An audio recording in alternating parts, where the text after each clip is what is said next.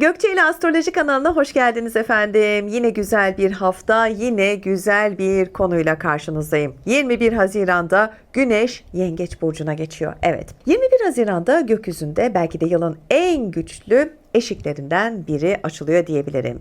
Yaz gün dönümüyle birlikte Güneş Yengeç burcuna geçerken hayatın yönü de haliyle değişmeye başlıyor. Artık gökyüzü insanları böyle hızla ilerlemeye değil de o kurduğu düzenin aslında ne kadar sağlam olduğuyla yüzleşmeye biraz zorlayacak gibi görünüyor. Önümüzdeki süreçte güven, para, kariyer, aile düzeni ve ilişkiler gerçekten çok samimi bir şekilde söylüyorum, çok daha önemli bir hale gelecek. Zaten değil mi, hayatın her alanını saydık. Güven duygusu, para, kariyer, aile, daha ne olsun değil mi? Hadi bir de buna ilişkileri de ekledik. Evet, gerçekten önemli bir hale gelecek. İnsanlar sadece ne kazandığına değil, neyi koruyabildiğine de odaklanmaya başlayacak. Uzun süredir böyle ertelenen meseleler, sorunlar, konular olabildiğince görünür olacak. Hatta bazı insanlar yeni bir düzen bile kurabilecek bu dönemde. Bazıları ise artık o taşınamayan yüklerle maalesef yüzleşecek, kaçamayacaksınız. Şimdi bu yayında tabii ki önce Güneş'in Yengeç burcuna geçişinin neden bu kadar değil mi önemli olduğunu, ardından da bu geçişin tabii ki iş hayatına, kariyer kısmına, para değil mi ne kadar önemli, aile düzeni, işte ortaklıklar, ilişkiler, yani hayatın içinde ne varsa hangi alanlar üzerinde nasıl sonuçlar doğurabileceğini tabii ki her zaman olduğu gibi efendim ayrıntılı bir şekilde konuşacağız. Zaten onun için bu videoyu hazırladım. Ve tabii ki sonrasında 12 burca tek tek geçip kimlerin tabii ki güç kazanacağını, kimlerin gerçekten zorlanacağını ve hangi alanlarda gerçekten çok ama çok dikkatli olunması gerektiğini uzun uzun anlatacağım. Ama hiç bölmeden, hazır şu videonun başındayken ne yapıyoruz? Bu güzel kanala hala abone değilseniz çok ayıp. Lütfen kanalıma abone olmayı unutmayın. Ve o cep telefonlarından izliyoruz ya değil mi? Hayatımızın artık olmazsa olmazı. Bu güzel videoyu da hype'layalım ki sizin gibi birçok insana da ulaşabilelim. Destekleriniz benim için çok önemli. Şimdiden teşekkür ediyorum. Şimdi bu geçiş neden önemli? Bakın, şimdi şöyle arkanıza yaslanın. Her zaman olduğu gibi sakin sakin tane tane anlatacağım. 21 Haziran'da Güneş'in Yengeç burcuna geçmesi, astrolojide bakın sadece Güneş burç değiştirdi diye geçilecek sıradan bir hareket değildir. Önce bunu baştan söylemem lazım. Neden? Çünkü bu tarih aynı zamanda yaz gün dönümüdür değil mi? Yani yılın en uzun günlerinden biri yaşanır. Çok severim. Ve güneş ışığı en güçlü noktalardan birine ulaşır. İşte astrolojik olarak da bu dönem yılın ikinci yarısına girerken hayatımızın yönünü, temel kararlarını ve elbette ki içsel ihtiyaçları daha görünür hale getirir. Şimdi bu paragraf sanıyorum değil mi, İşin aslında ne demek olduğunu kısa da olsa özetledi. Daha bitmedi. Çok güzel bir video hazırladım. Lütfen sonuna kadar izleyin. Bu yüzden Güneş'in Yengeç'e geçişi hem mevsimsel hem de ruhsal olarak çok güçlü bir eşik anlamına gelmektedir. Yani hayatımız için gerçekten önemli bir nokta. Şimdi Yengeç burcu astrolojide ne demek biliyorsunuz? Ev, aile, işte kökler, geçmiş, aidiyet duyguları, koruma ihtiyacı, hatta duygusal güvenlik alanlarıyla da olabildiğince ilişkilidir. Yani bu geçişle birlikte insanlar sadece böyle dış dünyada ne başardığına değil, aslında içeride de gerçekten ne kadar güvende hissettiğine de birazcık bakmak ister. Zaten bakmaya da başlar. Şimdi bir insanın eviyle, işte ailesiyle yaşadığı yerle, geçmişiyle, işte çocukluğundan o taşıdığı duygularla ve hayatta kendini gerçekten ait hissettiği alanlarla ilişkisi daha fazla önem kazanacak bu süreçte. Ve işte bu yüzden Güneş Yengeç'e geçtiğinde konu sadece işte duygusallık değil. Konu aslında insanın hayatını hangi temel üzerine kurduğu alan olacak. Bak ne kadar önemli değil mi cümleler? Gerçekten kelimeler, cümleler. Bakın bu videoyu gerçekten samimi söylüyorum. Her videom için tabii ki aynı şey geçerli ama önemli bir video, lütfen atlamadan sonuna kadar izleyin derim. Şimdi bu geçişin aslında önemli taraflarından biri de Güneş'in Yengeç burcuna geçmesiyle birlikte o kardinal burçlarında harekete geçmesi olacak. Şimdi kardinal burçlar dedim artık biliyorsunuz ama olsun yine de söyleyeceğim. Tabii ki Koç, Yengeç, Terazi ve Oğlak. Astrolojide kardinal burçlar aslında biliyorsunuz başlangıç enerjisini temsil eder. Yani hani bir şeyi başlatmak, işte bir karar almak değil mi? Önemli bir karar almak ya da yön değiştirmek, yeni bir dönem açmak tabii ki bu burçların biliyorsunuz doğasında vardır. Şimdi Güneş Yengeç'e geçtiğinde hayatın bazı alanlarında böyle durgunluk değil ama hani tam tersine ciddi bir hareketlenmenin de başlayacağını burada söylemem lazım. Ama bu hareketlenme böyle hani ikizler dönemindeki gibi biliyorsunuz o dönemi anlattık. Zihinsel dağınıklık ya da böyle hani hızlı değildir, tamam mı? Daha duygusal, daha içgüdüsel ve hatta daha güvenlik odaklıdır. Önemli ayrıntılar. Bakın her ikisi arasında da böyle bir kıyaslama da yaptım. Bu geçişin bir başka önemli tarafı da bence bakın Yengeç burcunun o su elementi olması. Şimdi su elementi biliyorsunuz duyguları, sezgileri, bilinçaltını ve en önemlisi de bağ kurma ihtiyacını temsil eder değil mi? İşte bu yüzden bu süreçte insanlar olaylara sadece mantıkla bakmakla biraz zorlanacaksınız. Mesela bir söz daha fazla sizi kırabilir. Normalki zamandan bir tık daha kırabilir. Mesela bir davranış size çok daha derin hissettirir. Ya da ne bileyim böyle hani geçmişte kapandığınızı düşündüğünüz böyle bir mesele, sorun, konu yeniden hatırlanabilir.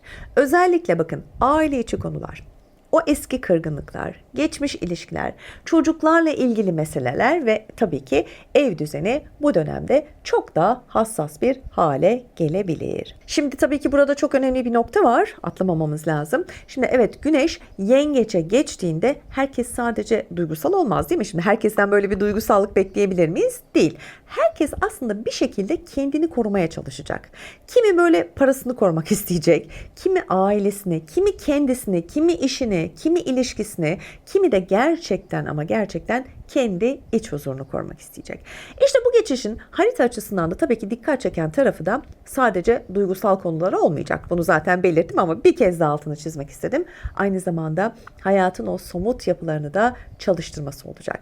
Yani ev, aile, iç dünya kadar tabii ki kariyer, para, yönetim ve ortaklıklar, o resmi süreçler değil mi? Gelecek planları da tabii ki bu dönemin çok etkilenici yerler olacak. Şimdi Güneş Yengeç'e geçince peki hayatımızda hangi alanlar değişecek değil mi? Bak bunlar da önemli başlıklar. Şimdi buraları izlemeden, bilmeden burcuna gittin, dinledin. Ne anlayabiliriz? Yüzeysel kalır, havada kalır. Anlatabiliyor muyum? Her zaman söylüyorum. Ana tabloyu düzgünce çizersek, okuyabilirsek diğer kısımları zaten çorap söküğü gibi gelir. Devam ediyoruz. Evet Güneş Yengeç'e geçti. Hayatımızda hangi alanlar değişiyor? Şimdi Güneş Yengeç'e geçtiğinde en fazla değişen alan ne olacak? İnsanın güvenlik anlayışı olur. Böyle hani daha önce çok önemli görünen bazı şeyler önemini kaybedebilir. Ertelenmiş, işte görmezden geldiğimiz ya da üstü kapatılmış bazı konular böyle ne olacak biliyor musunuz? Bir anda hayatımızın merkezine oturabilir. Mesela bir kişi için bu ev değişimi kararı olabilir. Bir başkası için aileyle yüzleşme olabilir. Bir başkası için gerçekten iş hayatında daha güvenli bir pozisyon arayışı olabilir. Ve bir başkası için de ilişkide ya ben burada gerçekten değer görüyor muyum gibi sorular olabilir. Bu süreçte ev ve yaşam düzeni elbette çok önemli hale gelecek. İnsanlar yaşadığı alanı değiştirmek isteyebilir, evini düzenlemek, taşımak, işte aileye böyle daha yakın olmak ya da tam tersine aileden biraz uzaklaşıp böyle kendi güvenli alanını kurmak isteyebilir. Bakın kariyer tarafında da bu geçiş çok önemli ve sonuçlar doğuracak. Çünkü insan biliyorsunuz hani işinde sadece başarı aramaz değil mi? Yani başarı tabii ki önemlidir ama aynı zamanda o devamlılık, koruma ve güven hissi de yok mudur? Bunu aramaz mıyız? Kesinlikle. İşte Güneş Yengeç'e geçtiğinde birçok kişi, bakın buralar çok önemli detaylar, yaptığı işin kendisine gelecek sağlayıp sağlamadığını sorgulayabilir. Bence en önemli noktalardan bir tanesi. Neden? Çünkü özellikle iş hayatında hani o belirsizlik yaşayanlar varsa işte bu süreç yeni kararların başlangıcı olabilir diye önemli dedim, altını da çizdim. Şimdi para ve maddi kısımlarına da bakalım. Para ve maddi tabii ki güvence konusu da bu geçişin bence en güçlü başlıklarından biri olmalı. Çünkü Yengeç burcu biliyorsunuz korumak ister, az önce de belirttim. İnsan bu dönemde parasını da daha dikkatli kullanmak isteyebilir haliyle değil mi? Zaten öyle bir süreçte yaşıyoruz ki yani 1 liranın bile bence hesabı yapılmalı. Birikim yapmak isteyebilir. Borçlarını bir düzene koymak isteyebilir. ailesinin ihtiyaçlarını karşılamak veya geleceğe dönük maddi planlarda kurmak isteyebilir. Bakın bunların hepsi çok doğal ve akışta olan süreçler. Hadi bir de ilişkilere bakalım. Şimdi ilişkilerde Güneş Yengeç'e geçince biraz yüzeysel bağları zorlayacak. Çünkü Yengeç enerjisi biliyorsunuz hani beni seviyor musun sorusundan çok ne der? Ben senin yanında güvende miyim? Yani kendini biraz garantiye almak ister. İşte bu soruları sordurur bu süreçte. Bu nedenle ne diyoruz? İlişkilerde ilgi, sadakat, elbette koruma, sahiplenme ve duygusal yakınlık çok daha önemli hale gelecek. Şimdi her tarafa baktık, bir de aile ilişkilerine de bakalım, çok önemli. Bu süreçte bakın daha fazla görünür olur. Aile ilişkileri, anne, baba, çocuklar, kardeşler, aile büyükleri veya geçmişten gelen aile meselelerinin de yine gündemde olabileceğini söylemem lazım. Bazı kişiler böyle aile içinde daha fazla sorumluluk almak zorunda kalabilir. Bazıları ise aileden gelen baskılarla kendi hayatı arasında böyle bir denge kurmaya da çalışabilir. Aslında bakın bu geçişin psikolojik tarafı da bence çok güçlü. Neden? Çünkü Yengeç burcu biliyorsunuz bilinçaltında biriken duyguları olabildiğince harekete geçirir. Yani insan neden bazı şeyleri bu kadar alındığını ya da ne bileyim neden bazı konularda kendini gerçekten savunmaya geçtiğini daha net fark edebilir. Hadi toparlayalım. Özetle evet, Güneş Yengeç'e geçtiğinde hayatın o değişen alanlarında hani tek bir başlık olarak kalmadı, gördüğünüz gibi değil mi? Ailede değişti, iş hayatında, ilişkilerde hani tek bir başlık olarak değil. Ev değişebiliyor, bak iş değişebiliyor, para düzenli değişebiliyor, birikim yapmak isteyebilirsin, borçlarını yapılandırmak isteyebilirsin, ilişki dengeni değiştirebilirsin, aileyle olan bağlarını değiştirebilirsin. Yani bu geçişin aslında asıl anlamı da bence bu, değil mi? Hayat bize işte sadece hani nereye gideceğimize değil de nerede gerçekten kök salabileceğimizi de göstermeye başlayacak. Bence ana tema burası. Güzel. Evet, buraya kadar tabloyu netleştirdik. Şimdi bu tablodan yola çıkarak kimler ne şekilde nasibini alacak bakalım. 12 burcu etkisi nasıl? Her zaman olduğu gibi Koç ve yükselen Koçlarla başlayalım. Şimdi bu süreçte birazcık sanki böyle hani zorlanacaksınız gibi. Yani baştan bunu söylüyorum ama şimdi detaylar neden, değil mi? Hadi gelin bakalım. Şimdi Güneş'in Yengeç burcuna geçmesiyle birlikte kariyer, finans, yaşam düzeninizi ilgilendiren konuların aslında çok daha ciddi bir şekilde önünüze gelmeye başladığını bir kere söylemem lazım. İşte biraz zorlayıcı kısımlar burada hafif hafif başlıyor. Özellikle böyle üst yönetim, patronlar, ne çektik değil mi bu patronlardan ve üst yönetimden veya da ne bileyim o karar verici hani figürler vardır ya, işte bunlarla yapılacak olan o sert ve belirleyici görüşmeler adına, yani kariyer yönünüzü böyle değiştirecek mülakatlar konusunda gökyüzünün sizi güçlü kararlar almaya zorlayacağını söylemem lazım. Yani bu kararları alırken gökyüzü yok, arkanızda destek yok. Gerçekten zorlanacaksınız. Yani üzgünüm, benim de yapabileceklerim bir yere kadar, değil mi? Sadece haritadaki yorumu sizlerle paylaşabiliyorum. O yüzden ben her zaman söylüyorum, ana başlıkları veririm. Tabii ki yön vermek tamamen sizin elinizde. Acele kararlar vermeyin diye yine şöyle küçük bir uyarımı da yapmak isterim. Ama bir yandan da böyle hani baktığım zaman banka, kredi, işte vergi veya böyle o gecikmiş resmi ödemelerle ilgili baskıların da yeniden gündeme gelebileceğini de bu noktada hemen hatırlatmam lazım. Özellikle o finansal yapılandırmalar ve o borç yönetimi gibi alanlar var ya, bu süreçte böyle çok şanslı maalesef görünmüyorsunuz. Maddi alanlar kısmının zorlayabileceğini net bir şekilde gördük. Hadi bakalım aşk ve ilişkiler, yüzümüz burada gülecek mi bilmiyorum, bakalım. Şimdi aşk ve ilişkiler arasında da partnerinizle gelecek planları var. Maddi düzen ve yaşam şartları üzerinden ciddi konuşmalar yapmak zorunda kalabilirsiniz. Özellikle ilişkinin böyle yükünü hani tek başına taşıdığınızı düşünüyorsanız bu alanlarda duygusal olarak biraz sanki geri çekilme eğilimi artabilir. Yani geri çekilip olayları gözlemlemek, daha doğru karar verebilmeniz adına bence mümkündür, yapılabilir diyorum. Evet, partnerin o bireysel hayatındaki o finansal sıkıntıların işte doğrudan ilişkiye yansıması nedeniyle de hani ilişki içinde böyle maddi dengeyi koruma konularında da gökyüzü sizi ekstra dikkatli olmaya çağırıyor. Üzgünüm, bu hafta biraz zor bir hafta sizler için. Sevgili boğa ve yükselen boğalar, evet Koçlar biraz şanssız geçirecek dedik haftayı. Bakalım siz nasıl geçireceksiniz? geçeceksiniz? Nasıl başlıyorsunuz haftaya? Biraz daha şanslısınız. Şimdi bu geçişle birlikte gökyüzü sizi özellikle böyle uluslararası bağlantılar, yabancı ortaklı işler ve büyük ölçekli projeler tarafında olabildiğince güçlü şekilde desteklemeye başlıyor. Nihayet bir yerden destek aldınız. Uzun süredir böyle bekleyen ticari anlaşmaların veya o yabancı bağlantılı projelerin netleşmesi adına, yani uluslararası böyle hani işbirlikleri konularında oldukça bakın şanslı görünüyorsunuz. Hazır bu hafta böyle sizi destekliyorken yapmanız gereken şey basit. Yürüyün gidin derim. Yani korkacak değil mi? Cesaret etmeli miyim, etmemeliyim gibi bir kaygı yaşamamalısınız. Zaten bunun planını yapmışsınız. Hazır bu haftada gökyüzü sizi destekliyor. Durmanızın anlamı yok.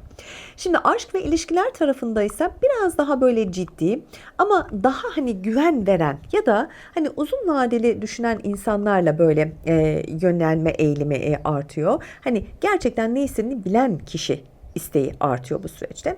Özellikle böyle uzak mesafe ilişkileri, işte farklı şehirlerden insanlar veya hani eğitim, seyahat bağlantılı bu tanışmalar vardır ya. Hani bunlar adına böyle hani aşk hayatı konularında gökyüzünün sizi desteklediğini de söyleyebilirim. Aşk bu değil mi? Nereden geleceğini hiçbirimiz bilemeyiz. Şimdi bununla birlikte sektör içindeki prestijinizin de artması, o dijital platformlar var ya, o dijital platformlar değil mi? Daha fazla böyle görünür olmanız adına ya da hani iş çevresinde böyle güçlü referanslar almanız adına aslında sizi toplumsal itibar, bakın önemli kelimeler, ve kariyer görünürlüğü alanlarında inanın çok güçlü fırsatlar yakalayabilirsiniz. Belki benim gibi değil mi, böyle göz önünde olan bir iş yapıyorsunuzdur. Bakın dijital platformlar diyor. Yani bir sürü sosyal medya ağı var. Bununla ilgili biliyorsunuz para kazanabileceğiniz.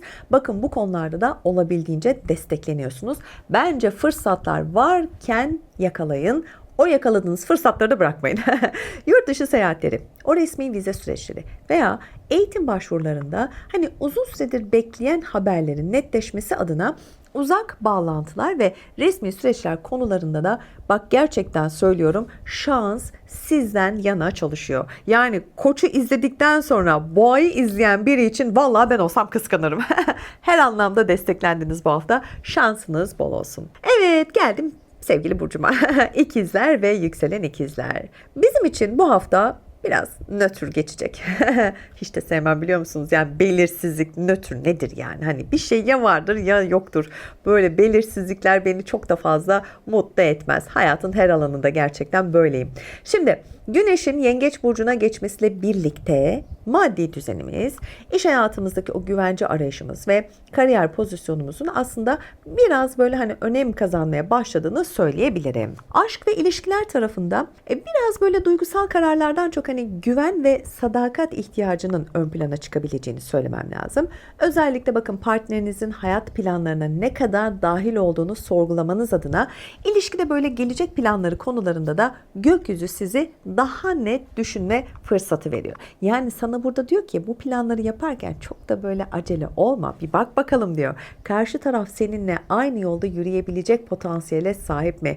Duygu anlamında değil mi? Karşılıklı o güven anlamında. Bunlar önemli detaylar. Tabii ki duygusal o iniş çıkışlar nedeniyle zaman zaman fazla kontrollü davranma eğilimi de gösterebilirsiniz. Çok da normal. Gelin bir de şimdi iş hayatına bakalım. İş hayatındaysa şirket için mesela böyle bütçe kesintileri, küçülme planları veya mali baskılar nedeniyle o bulunduğunuz pozisyonu koruma çabası vermeniz gerekebilir. Aman yapışın. Bu zamanda iş kaybetmek çok zor. Gerçekten çok önemli bir durum. Yani kaybedilen işin yerine yenisi gelebiliyorsa eyvallah da gelemeyecek gibi bir pozisyon varsa aman derim, kaldığınız o yerde biraz daha böyle tırnaklarınızı geçirip böyle sabitlenmeye çalışın derim. Özellikle bakın kurumsal güç dengeleri konusunda bu süreçte çok ama çok temkinli ilerlemeniz gerekiyor. Yani ayağınızı kaydırabilecek pozisyonda çok kişi vardır. Aman dikkat derim. Bununla birlikte biraz yan gelir yaratacak yeni bir danışmanlık işi, ek iş olabilir, ticari ortaklık veya böyle hani ikinci bir kazanç gibi bir model oluşturmak adına da ek finansal kaynaklar konularında da bak fırsatlar önünüze gelebilir. Fakat hani o hızlı kazanç vaat eden riskli yatırımlar var ya, manipülatif Hani finansal yönlendirmeler. İşte bu alanlarda yapılacak olan o kontrolsüz hamleler nedeniyle finansal risk yönetimi konusunda çok destekleyici bir gökyüzü çalışmıyor. Bunu da belirtmem lazım. Evet, nötrüz ama en azından bazı şeylerin olabilme ihtimali ya da olmama ihtimalinde görebileceğimiz bir hafta. İyi değerlendirin. Sevgili yengeç ve yükselen yengeç, aslında dönemin yıldızı diyeyim mi sizin için? Diyeyim mi?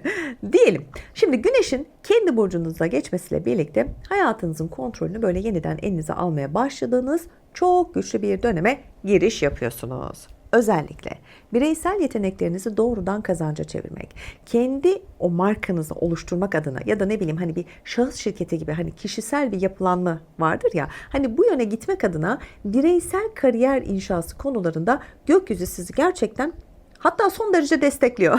Bak, bunu da ekliyorum sizler için. Evet, aşk ve ilişkiler tarafındaysa daha görünür, daha etkileyici, hatta daha dikkat çekici bir enerjiye giriyorsunuz. Özellikle yalnız yengeçler için ciddi ilişki potansiyeli taşıyan o güçlü karşılaşmalar gündeme gelebilirken, mevcut ilişkilerde ise ilişkinin yönünü değiştirecek çok önemli kararlar alınabilir. Uzun vadeli ilişkiler, işte ne bileyim o duygusal bağları güçlendirme konularında bak oldukça şanslı görünüyorsunuz. Şaka yapmıyorum, çok ciddiyim. Güzel bir hafta sizi bekliyor. Şimdi bir de sağlık tarafına bakalım. Sağlık tarafında da bedeninizi böyle ihmal ettiğiniz alanları fark etmeye başlayabilirsiniz. Özellikle bakın mide, sindirim sistemi, beslenme düzeni ve o stres kaynaklı fiziksel hassasiyet konularında yaşam düzeninizi yeniden toparlama fırsatı bulabilirsiniz. Sağlıktan ötesi yok, aman dikkat edin ve ihmal etmeyin bu söylediklerimi. Uzun vadeli ticari ortaklıklar, işte profesyonel işbirlikleri ve o resmi anlaşmalar tarafında ise şartların giderek aslında sizin lehinize dönmesi, daha kalıcı ortaklıklar ve de hani o güçlü sözleşmeler konuları deriz ya, işte bu konularda gökyüzü gerçekten size avantajlı etkiler yaratıyor. Şanslısınız. Gerçekten söylüyorum, bu haftayı güzel kapatacaksınız. Tebrik ediyorum. Evet sevgili aslan ve yükselen aslanlar. Şimdi bu dönem perde arkasına dönen birçok şeyin aslında görünür hale gelmeye başladığı sürece giriş yapıyorsunuz diyebilirim. Özellikle bakın iş hayatında size karşı sessiz ilerleyen rekabetlerin, o arkadan yürütülen stratejilerin veya gizli hesapların açığa çıkması adına aslında o rakip analizleri ve profesyonel mücadeleler konularında çok önemli farkındalıklar yaşayabilirsiniz. Zor bir süreç değil mi sizin için? Yani anladığımız üzere daha girişi yaptık maşallah, yani değil mi? Şimdi aynı zamanda da o yoğun çalışma temposu, zihinsel baskılar ve hani o üst üste gelen sorumluluklar vardır ya, işte bunlar nedeniyle fiziksel olarak biraz böyle geri çekilme ihtiyacı hissedeceksiniz. Özellikle bakın bedeninizi zorlayan iş düzeni nedeniyle stratejik dinlenme ve tempo o düşürme konularında biraz gökyüzü sizin ne yapıyor biliyor musunuz? Yavaşlamaya zorluyor. Diyor ki biraz sakin, acele nereye gidiyorsun diyor. Dur bir bedenini dinle diyor. Aşk ve ilişkiler tarafındaysa o geçmişten gelen kırgınlıklar veya böyle o tam kapanmamış meseleler vardır ya. Ay bir türlü kapatamadık şunları. Yeniden gündeme gelebilir. Özellikle duygularını net ifade etmeyen partnerlerle yürüyen ilişkilerde belirsizlikler birazcık büyüyecek gibi duruyor. Aman diyorum, dikkatli olun. İşte bu süreçte ne yapmak lazım? Aşk hayatında evet netlik arayışı konularında çok şanslı görünmüyorsunuz. Yani çok da zorlamayın ya. Ya bu süreçte bence çok da didiklemeyin derim. Bilmiyorum, karar sizin. Parasal kısma da baktığımızda parasal düzen tarafında biraz kontrolsüz harcamalar, o gecikmiş ödemeler veya hani o fark etmediğimiz küçük mali kayıplar var ya, işte bunlar nedeniyle bütçe yönetimi konularında aslında biraz da dikkatli ilerlemeniz gerekiyor. Dediğim gibi zor bir süreç. Aşkta çok fazla didiklemeyin, tamam mı? Netlik arayayım derken de elindekinizi de kaybetmeyin. Para konularında da harcamalara dikkat ediyoruz. Hani o küçük küçük yaptığımız miktarlar var ya, büyüyerek önümüze gelebiliyor. Uyarıyor bizi gökyüzü. Aman diyorum. Asıl önemlisi de lütfen bedeninize dikkat edin. Yormayın kendinizi. Sevgili Başak ve yükselen Başaklar, biraz şanslı mısınız? Aa, neler görüyorum. Şimdi hadi ben görüyorum, siz de görün. Şimdi gökyüzü bu süreçte sizi özellikle uzun vadeli planlar, o güvenli yatırımlar ve gelecek düzeni oluşturma tarafında ne yapıyor biliyor musunuz? Çok güçlü bir şekilde desteklemeye başlıyor. Evet bak, burada başladı. Hatta devam ediyor. Aşk ve ilişkiler. Şimdi bu tarafta ise böyle daha olgun, hani daha güven veren, hatta hani geleceğe dönük düşünen insanlarla aynı frekansta buluşabilirsiniz. Yani hem de sizi yormaz değil mi? Düşünsenize, yani bakış açınız aynı, hedef aynı. Zorlanmadan aynı frekansı da yakalamışsınız. Yani bu aşk güzel bir yol alır. Evet, aynen öyle. Özellikle bakın ilişkisinde belirsizlik yaşayan başaklar adına ilişkinin yönünü böyle netleştirme ve hatta çok ciddi kararlar alma konusunda gökyüzü gerçekten sizin için avantajlı çalışıyor. Destekliyorum seni diyor. Maddi taraftaysa yatırımları böyle hani garanti altına almak, değil mi? Hepimiz isteriz. Uzun vadeli işte ne bileyim arsa, mülk veya hani o taşınmaz hamleler vardır ya. İşte bu hamleleri hani yapmak adına, tamam mı? Güvenli yatırım planları konusunda da destekleniyorsunuz. Bakın, arsa mı, mülk mü alıp satacaksınız veya bir taşınmaz hamle mi? Tamam mı? Hani bunu mu yapmak istiyorsunuz? Tereddütteyseniz gökyüzü sizi bu anlamda gerçekten destekliyor. Sağlık tarafında ise özellikle bedeninizi uzun süredir yoran o düzensizlikleri toparlama fırsatı doğabilir. Bence de bunu değerlendirin. Hepimizin son dönemlerde yaşadığı, değil mi, şu beslenme düzeni. Evet, hepimizde aynı şikayetler var. Gereksiz bir şişkinlik, hazımsızlık. Evet, işte beslenme düzeni. Bazı alışkanlıklarımızdan vazgeçmek gerekiyor. İşte bunun için yeni bir düzen kurmak gerekiyor. Herkes kendi bedenini çok iyi bilir. Uyku kalitesi çok önemli. Sindirim sistemi ve günlük yaşam alışkanlıklarımızı yeniden düzene koyma konusunda da şans gerçekten sizden yana çalışıyor. Bununla birlikte geleceğe dönük yatırım planları, birikim sistemleri, finansal güvence oluşturma tarafında da daha sağlam ve kontrollü kararlar alma adına uzun vadeli finansal yapılanmalar konusunda da olabildiğince destekleniyorsunuz. Valla şurada yani yapmam gereken tek bir şey var. Alkışlıyorum sizi. Evet, terazi ve yükselen teraziler. Evet, bu kadar şans dedik. Açık zorlanacaksınız. Şimdi önümüzdeki süreçte kariyer, statü ve yaşam düzeninizle ilgili çok önemli kararlar alma baskısı artmaya başlayacak. Özellikle bakın aşk, ilişkiler tarafında artık böyle belirsiz kalan meseleleri sürdürmek pek de kolay olmayacak gibi görünüyor. Partnerinizin sizden böyle daha net kararlar beklemesi veya hani ilişkinin geleceğine dair baskı kurması nedeniyle biraz duygusal dengeyi koruma konularında yani rahat bir süreçte maalesef görünmüyorsunuz.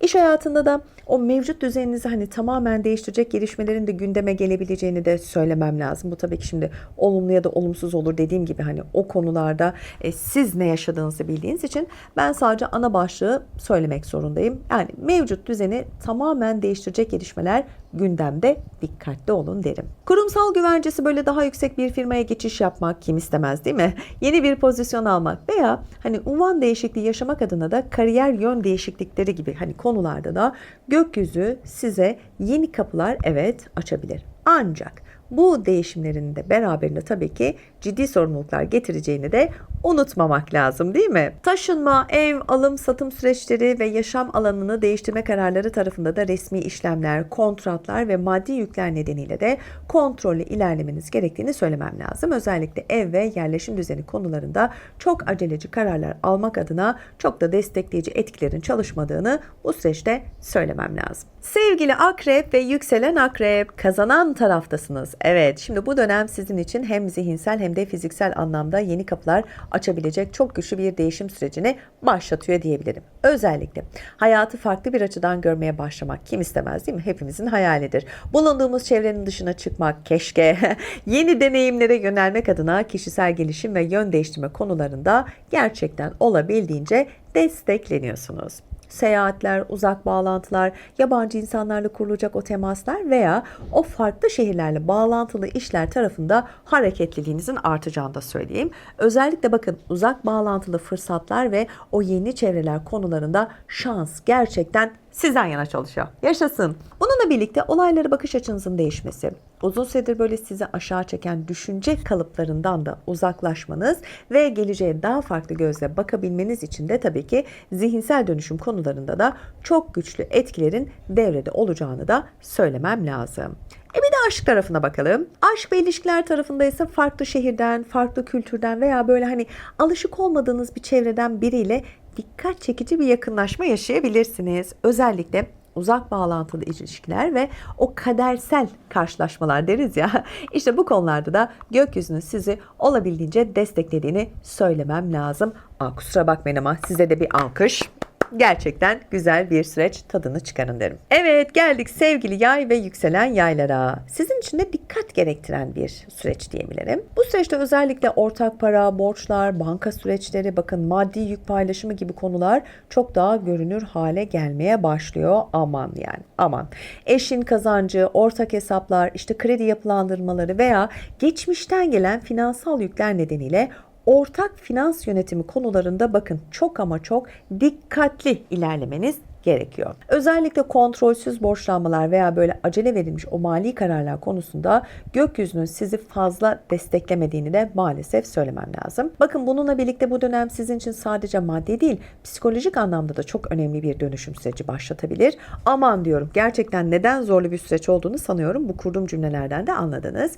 Hayatınızdaki insanların gerçek niyetlerini daha net görmeye başlayabilirsiniz ki eşim zaten bunu çok uzun zamandır görmeye başladı. Böyle yapıyor kameranın arkasından.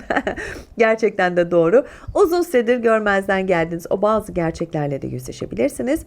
Özellikle içsel farkındalık ve duygusal dönüşüm konularında çok güçlü etkiler devrede olacak. Güven krizleri tarafında ise özellikle işbirlikleri, yakın dostluklar veya ilişkiler içinde hani kim gerçekten yanımda sorusu olabildiğince büyüyecek bu süreçte. Aşk ve ilişkiler tarafında ise biraz kıskançlık, sahiplenme ve duygusal baskıları daha yoğun yaşayabilirsiniz. Özellikle o güç savaşına dönüşen ilişkiler konusunda da ne olur bu süreçte çok rahat etkilerin çalışmadığını söylemem lazım. Yani sizin için gerçekten zor bir süreç, aman diyorum. Bir değil, hatta her konu için söylüyorum. Çok ama çok dikkatli olun. Sevgili Oğlak ve yükselen Oğlaklar, önümüzdeki dönemle ilgili şöyle söyleyebilirim. O ikili ilişkiler, ortaklıklar, insanlarla kurmuş olduğunuz dengeler çok daha hassas bir hale gelmeye başlayacak. Özellikle iş ortakları, müşteriler veya o birlikte hareket ettiğiniz kişilerle yürütülen süreçte o karşı tarafın baskısını çok yoğun hissedebilirsiniz. Ortaklık yönetimi ve böyle hani karşılıklı denge kurma konularında gökyüzü sizi bak çok ciddi şekilde test ediyor. Ama insan ilişkileri, işte ne bileyim sürekli böyle her yükü taşıyan taraf olmak sizi biraz böyle yoracak insan ilişkileri konusunda. Özellikle çevrenizdeki insanların o problemlerini çözmeye çalışırken de kendi ihtiyaçlarınızı lütfen geri plana atmayın, olur mu? Eğer bu şekilde davranırsanız duygusal yük yönetimi konularında da çok şanslı görünmüyorsunuz. Psikolojik olarak çökersiniz. Bununla birlikte bazı oğlaklar için de şunu söyleyebilirim. Bu dönem hani yıllardır yürüyen ortaklıkların veya profesyonel ilişkilerin yeniden şekillendiği bir süreci de başlatabilir. Aşk ve ilişkiler tarafında ise partnerinizin sizden daha fazla ilgi, yakınlık ve duygusal destek beklediğini de fark edebilirsiniz. Siz de fark ettiğiniz anda bu karşılığı lütfen verin derim. Özellikle mesafeli duran veya böyle duygularını göstermekte zorlanan oğlaklar adına ise ilişkilerde gerçekten dengeyi koruma konularında çok daha hassas etkilerin çalıştığını da bu süreçte söylemem lazım. Evet, geldik Kova ve yükselen Kovalara. Siz de tıpkı ikizler gibi nötr bir süreç işleyecek ve göreceksiniz. Şimdi gökyüzü bu süreçte sizi özellikle günlük yaşam düzeni, çalışma temposu ve beden sağlığı tarafında yeni kararlar almaya yönlendirmeye başlıyor. Uzun süredir böyle düzensiz ilerleyen, yaşam alışkanlıklarını değiştirmek, çalışma saatlerini yeniden düzenlemek veya hayatınızı böyle daha sistemli hale getirmek adına günlük yaşam organizasyonu konularında destekleniyorsunuz. Sağlık tarafında ise özellikle mide, sindirim sistemi, uyku düzeni ve beslenme alışkanlıkları daha hassas hale gelebilir. Bedeninizi böyle ihmal ettiğiniz alanları toparlama konularında da şansın sizden yana olduğunu söylemem lazım. Şimdi bununla birlikte iş hayatında yoğun bir tempo, üst üste gelen o sorumluluklar veya ekip içindeki düzensizlikler nedeniyle zaman zaman böyle baskı hissinin biraz artacağını da söylemem lazım. Özellikle böyle hani aynı anda birçok işi yetiştirmeye çalışma ruhumuz vardır ya. Evet, siz de işte bu ruhu yaşayacaksınız. Bunun adına böyle hani iş temposu, yönetim konularında kontrollü ilerlemeniz gerektiğini de söylemem lazım. Baskıyı biraz azaltın. Aşk ve ilişkiler tarafında ise Günlük hayat içinde gelişen yakınlaşmalar biraz dikkat çekiyor. Aynı iş ortamında bulunduğunuz biriyle ya da böyle hani çok sık görüştüğünüz insanla aranızda beklenmedik bir çekim oluşması adına da aşk hayatı konularında da sürpriz etkilerin devrede olabileceğini söylemem lazım. Evet, siz de tıpkı ikizler gibi nötr bir süreç yaşayacaksınız. Yani ne olumsuz ne de olumlu, arada derede. Neyse, en azından zorlu bir süreç olmayacak ya, değil mi? Şans en azından bu yönde size gülmüş diyebiliriz. Ve geldik son olarak sevgili balık ve yükselen balıklara. Evet, kapatırken şanslı bir süreç diye kapatalım nihayet. Şimdi bu dönem özellikle yaratıcı projelerinizin gerçekten görünür hale gelmesi ve bireysel yeteneklerinizin daha fazla dikkat çekmesi açısından oldukça güçlü etkiler taşıyor. Uzun süredir böyle üzerinde çalıştığınız fikirlerin, projelerin veya o özgür üretimlerin resmileşmesi adına da markalaşma, bakın önemli, yaratıcı kariyer konularında gökyüzü gerçekten sizi güçlü bir şekilde destekliyor. Özellikle işte sektör önünde yapılacak o önemli sunumlar, değil mi? Benim gibi böyle.